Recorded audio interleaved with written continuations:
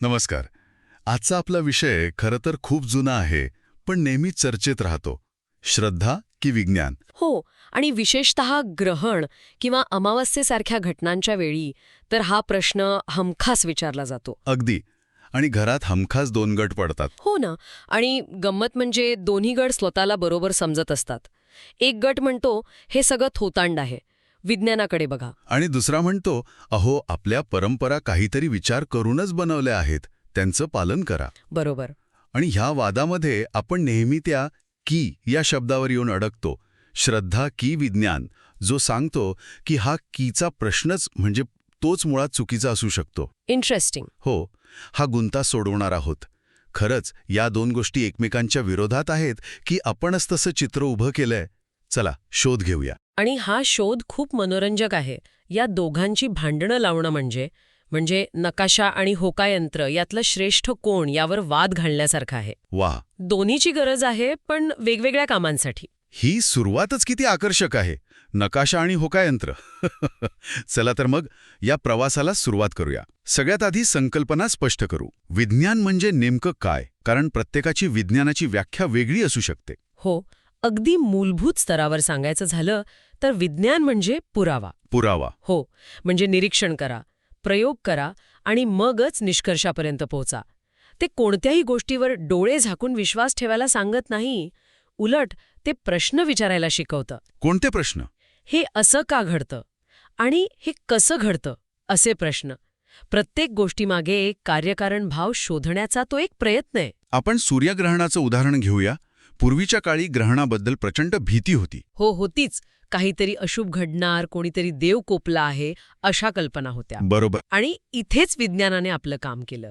त्यांनी सांगितलं की घाबरू नका, हा काही दैवी कोप नाही, ही एक अत्यंत सुंदर आणि नैसर्गिक खगोलशास्त्रीय घटना आहे. म्हणजे नेमकं काय घडतं? जेव्हा सूर्य, चंद्र आणि पृथ्वी एका सरळ रेषेत येतात, तेव्हा चंद्राची सावली पृथ्वीवर पडते. बस इतकंच. यात भीतीदायक काहीच नाही. अच्छा. विज्ञानाचा मूळ उद्देशच भीती काढून टाकणं आणि माहितीच्या आधारे आपल्याला सुरक्षित ठेवणं आहे. ते अंधारात दिवा लावण्यासारखे आहे. जेणेकरून आपण कशालाही न धडपडता आपला मार्ग शोधू शकू. अगदी बरोबर. ठीक आहे, विज्ञानाचा उद्देश स्पष्ट आहे, भीती काढून माहिती देणं. पण मग लोक ग्रहणाच्या वेळी जप का करतात किंवा स्नान का करतात? हा तर श्रद्धेचा भाग झाला. हो. पण इथेच तर खरा गोंधळ सुरू होतो नाही का? श्रद्धा आणि अंधश्रद्धा यात फरक कसा करायचा? कारण अनेकदा श्रद्धेच्या नावाखाली अंधश्रद्धाच पसरवली जाते. हा खूप महत्वाचा आणि तितकाच नाजूक मुद्दा आहे. श्रद्धा ही अंधश्रद्धेपेक्षा पूर्णपणे वेगळी आहे. अंधश्रद्धा भीतीवर जगते, तर श्रद्धा विश्वासावर. विश्वासावर. हो, यातील फरक समजून घेण्यासाठी एक उदाहरण पाहू. श्रद्धा म्हणजे काय? तर विश्वास अधिक अनुभव. विश्वास अधिक अनुभव. जसा आपल्या आईवर विश्वास असतो. का असतो? कारण तिच्या प्रेमाचा आणि काळजीचा आपल्याला जन्मापासून अनुभव आलेला असतो. तो काही आंधळा विश्वास नसतो. खरे.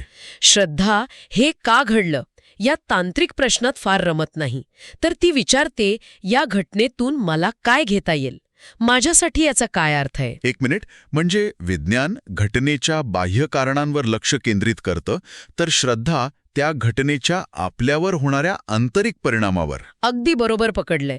पुन्हा ग्रहणाचं उदाहरण घेऊ. विज्ञान सांगतं ही एक खगोलशास्त्रीय घटना आहे, विशेष चष्म्यातून बघा. बरोबर. पण श्रद्धा म्हणते ही एक विशेष वेळ आहे. निसर्गात एवढा मोठा बदल घडतोय, तर आपणही धावपळीच्या आयुष्यातून थोडं थांबावं, अंतर्मुख व्हावं. अच्छा. म्हणूनच ग्रहण काळात जप किंवा ध्यानाची परंपरा आहे. त्याचा उद्देश मनःशांती आणि एकाग्रता साधणं, स्वतःच्या आत डोकावून पाहणं हा आहे. श्रद्धा मनाला आधार आणि दिशा देते. पण थांबा, हे ऐकायला खूप छान वाटतंय, पण व्यवहारात असं होतं का?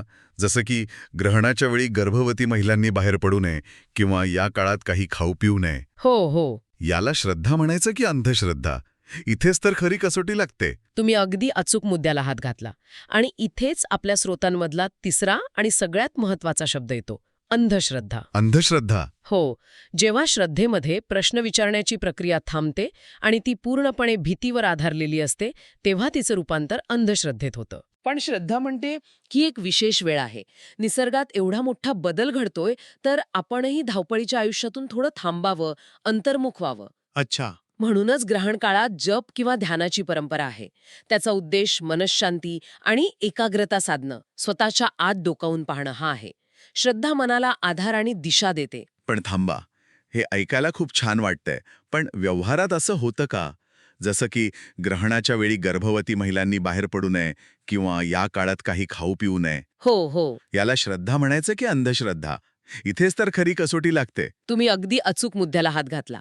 आणि इथेच तिसरा आणि सगळ्यात महत्वाचा शब्द येतो, अंधश्रद्धा. अंधश्रद्धा. हो, जेव्हा श्रद्धेमध्ये प्रश्न विचारण्याची प्रक्रिया थांबते आणि ती पूर्णपणे भीतीवर आधारलेली असते, तेव्हा तिचं रूपांतर अंधश्रद्धेत होतं.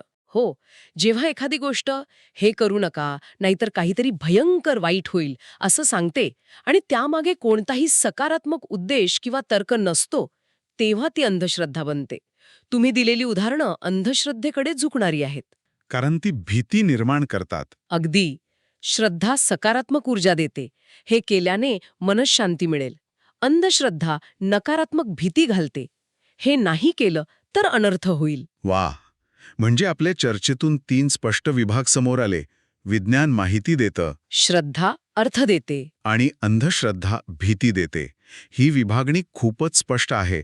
पण मग जर विज्ञान आणि श्रद्धा यांची कार्यक्षेत्र इतकी वेगळी आहेत, तर त्यांच्यात सतत संघर्ष का होतो? कारण आपण त्यांची कार्यक्षेत्र एकमेकांमध्ये मिसळून टाकतो. म्हणजे संघर्ष तेव्हा होतो जेव्हा आपण एकाच्या नियमांनी दुसऱ्याला मोजायला जातो. जेव्हा आपण विज्ञानाच्या प्रश्नांची उत्तरं श्रद्धेकडून मागायला लागतो. म्हणजे समजा पाऊस का पडतो? याचं उत्तर विज्ञानाकडे आहे. हो, बाष्पीभवन आणि संघनन. इथे श्रद्धेचं काम नाही. आणि जेव्हा आपण श्रद्धेच्या अनुभवांना विज्ञानाच्या निकषांवर घासून पाहायला जातो. जसं की प्रार्थना केल्यावर मनाला शांती का मिळते? बरोबर. याचं उत्तर न्यूरोट्रान्समीटरमध्ये शोधायला गेलो तर तो मूळ अनुभवच हरून जाईल. पण थांबा, हा समतोल साधणं इतकं सोपं आहे का? म्हणजे समजा डॉक्टरांनी औषध दिलं, पण घरातली आजी म्हणतीये की आधी देवाची पूजा कर, मगच गुण येईल. अशा वेळी सामान्य माणूस गोंधळणारच ना? हो, आणि हे तर आपल्या घरात नेहमी घडतं. तेच तर. या व्यावहारिक संघर्षाबद्दल काही म्हटलं आहे का? नक्कीच. आणि स्रोतांनुसार याचं उत्तर की नाही तर आणि मध्ये आहे. आणि मध्ये हो, औषध घेणं हा विज्ञानाचा भाग आहे. तो अत्यंत महत्वाचा आहे आणि तो टाळता कामा नये. पण औषध घेताना देवाचं नाव घेतल्याने किंवा प्रार्थना केल्याने जर आजीला किंवा रुग्णाला मानसिक धीर मिळत असेल, तर तो श्रद्धेचा भाग आहे. अच्छा. इथे संघर्ष नाही, इथे सोबत आहे. संघर्ष तेव्हा होतो जेव्हा आजी म्हणते, औषध घेऊ नको, फक्त पूजा कर.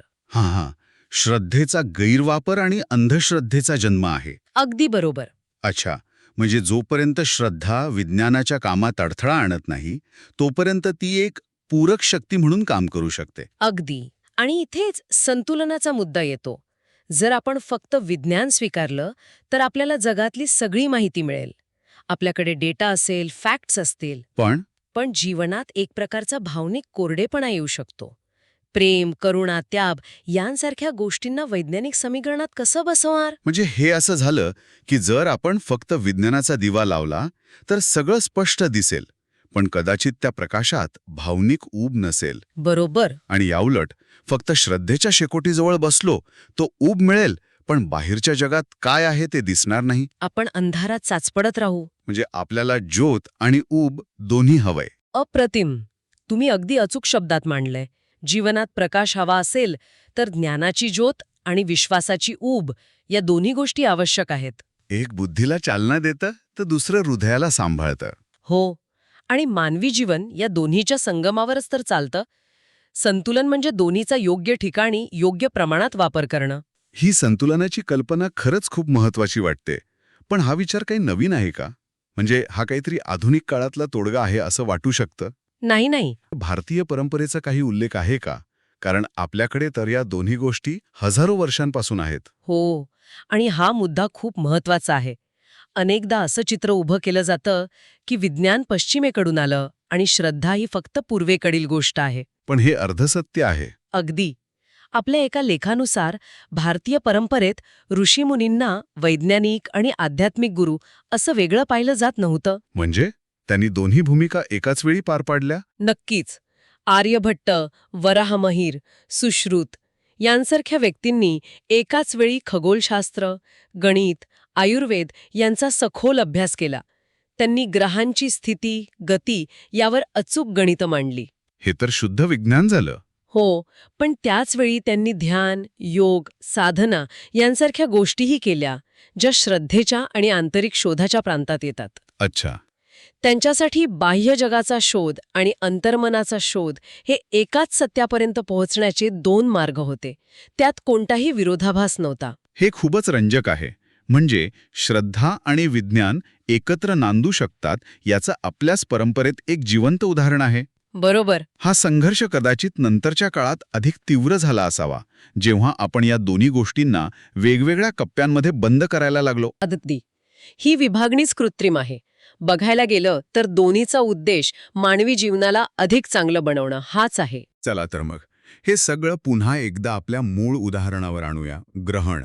आजच्या काळात या सगळ्या चर्चेनंतर एक आधुनिक सुशिक्षित व्यक्तीने ग्रहणाच्या वेळी काय करावं, त्याला एक व्यावहारिक मार्गदर्शक तत्व काय देता येईल? तर एक खूप स्पष्ट आणि व्यावहारिक टूलकिट तयार होतं. ओके. एक विज्ञानाचं ऐका. ग्रहणाकडे उघड्या डोळ्यांनी पाहू नका. संरक्षणासाठी विशेष चष्मा वापरा. ही झाली वैज्ञानिक सावधानगिरी. बरोबर. 2. अंधश्रद्धेला नाकारा. ग्रहणामुळे काहीतरी भयंकर होईल, बाहेर पडल्यास अनर्थ होईल यासारख्या भीती पसरवणाऱ्या गोष्टींवर विश्वास ठेवू नका.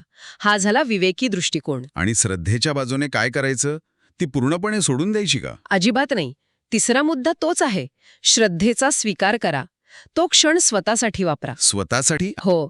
धावपळीच्या जीवनातून काही क्षण स्वतःसाठी काढा. जर तुम्हाला वाटत असेल तर ध्यान करा, सकारात्मक विचार करा किंवा आपल्या परंपरेचा आदर म्हणून काही मंत्रजप किंवा प्रार्थना करा. पण हे भीतीपोटी नाही. नाही, भीतीपोटी नाही, तर मनःशांतीसाठी. इथे निवड तुमची आहे. भीती नाकारायची आणि शांती स्वीकारायची. म्हणजे विज्ञानाने दिलेली माहिती स्वीकारून शारीरिकदृष्ट्या सुरक्षित राहायचं हो. आणि श्रद्धेने दिलेला दृष्टिकोन स्वीकारून मानसिक स्वास्थ्य जपायचं. दोन्हीचा उद्देश मानवाचं कल्याण हाच आहे. बरोबर. यातून तर दोन्ही गोष्टी जिंकतात. नेमका हाच मुद्दा आहे. ही स्पर्धा नाहीये, ही भागीदारी आहे. दोन्हीही मानवी प्रगतीची साधनं आहेत. एक भौतिक प्रगतीसाठी तर दुसरं मानसिक आणि आत्मिक प्रगतीसाठी. तर आपण श्रद्धा की विज्ञान या प्रश्नाने सुरुवात केली होती. पण या सगळ्या चर्चेनंतर आणि मिळालेल्या माहितीच्या आधारे असं दिसतंय की उत्तर आहे श्रद्धा आणि विज्ञान. अगदी. एक बाहेरचं विश्व समजावून सांगतं तर दुसरं आतलं विश्व समजायला मदत करतं. हो. आणि महत्वाचा निष्कर्ष हा आहे की हे 2 वेगळे रस्ते नाहीत, तर एकाच प्रवासाचे 2 पैलू आहेत. जसं गाडीला 2 चाकं लागतात. किंवा पक्षाला उडण्यासाठी 2 पंख लागतात. अगदी तसं. संतुलित आणि परिपूर्ण जीवनासाठी या दोन्हींची गरज आहे. विज्ञान मनाला स्पष्टता देतं. आणि श्रद्धा मनाला शांतता. बरोबर. आणि शेवटी दोन्हीचा उद्देश एकच आहे, अज्ञानाच्या अंधारातून ज्ञानाच्या प्रकाशाकडे जाणं. हो. विज्ञानाचा दिवा बाहेरचा अंधार दूर करतो तर श्रद्धेचा दिवा आतला. आणि जेव्हा हे दोन्ही दिवे एकत्र लागतात तेव्हाच खरं आयुष्य उजळून निघतं. अगदी. या माहितीच्या आधारे एक महत्वाचा प्रश्न निर्माण होतो, जो केवळ ग्रहणापुरता किंवा मोठ्या घटनांपुरता मर्यादित नाही. आपल्या रोजच्या जीवनात आपण नकळतपणे अंधश्रद्धेला श्रद्धेचं रूप कुठे देत आहोत? खरंय. किंवा याउलट केवळ माहिती आणि तर्काच्या आहारी जाऊन नात्यांमधल्या विश्वासासारख्या मानवी मूल्यांकडे दुर्लक्ष कुठे करत आहोत? हा समतोल केवळ मोठ्या घटनांपुरता मर्यादित न ठेवता आपल्या लहान-सहान दैनंदिन निर्णयांमध्ये अधिक सजगपणे कसा साधता येईल याचा विचार करायला हवा.